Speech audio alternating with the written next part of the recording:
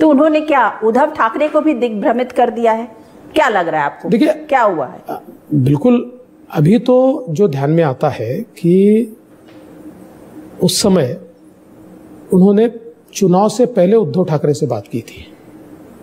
उस समय उनको ये नहीं पता था कि वो सरकार बना पाएंगे, लेकिन उन्होंने उद्धव ठाकरे जी को ये कहा कि जिस प्रकार के हालात दिख रहे हैं, बीजेपी अपने बलबूते पर 130 तक पहुंच जाएगी और बीजेपी को अगर हम 110 से नीचे नहीं रोकेंगे तो बीजेपी को तो तुम्हारी जरूरत ही नहीं रहेगी। 10-15 लोग तो कहीं से भी आ जाएंगे, तो उनकी तो सरकार तुम्हारे बिना बनेगी, तो आपकी बार्गेनिंग पावर समाप्त हो जाएगी। तो उन्होंने कहा देखो, आप हमको मदद करो, हम आपको मदद करेंगे। हमको फायदा ये होगा कि हम भी थोड़े बढ़ेंगे तो एक मजबूत अपोजिशन रहेगा, तो बीजेपी को आप और हम मिलकर सीधा रख पाएंगे। और ये उन्होंने किया, जो पॉलिटिकली मैं हमारी गलती कहूंगा कि हमारे ध्यान में वो आना चाहिए था, वो चुनाव के समय ध्यान में आया। पूरा की कई सीटों पर जहां 2000 वोट से 2500 वोट से हारे, वहां पूरी शिवसेना, ये एनसीपी का यानी उस समय के शरद पवार जी के पार्टी का काम कर रही थी। हमको पहले पता होता तो 2-2.5 वोट तो हम कैसे भी जुटा लेते, लेकिन ये इस प्रकार का विश्वासघात हो रहा था। और उसके बाद भी वो हमारे साथ क्यों आए?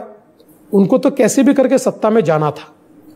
उनको ये लग रहा था कि कांग्रेस तैयार नहीं हो रही है, इसलिए हमारे साथ आना चाहते थे। हमारे से सारी बातचीत की और टू हिज सरप्राइज एक दिन कांग्रेस भी तैयार हो गई, तो उन्होंने हमको डंप कर दिया। तो क्या खंजर सीधे सीधे देवेंद्र फडणवीस को मारा था?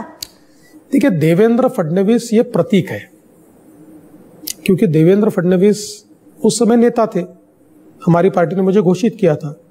खंजर तो बीजेपी की पीठ में घोंपा है।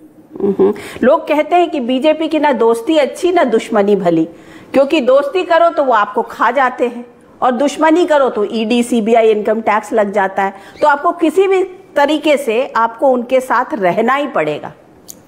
देखिए, ये सारी जुमलेबाजी है।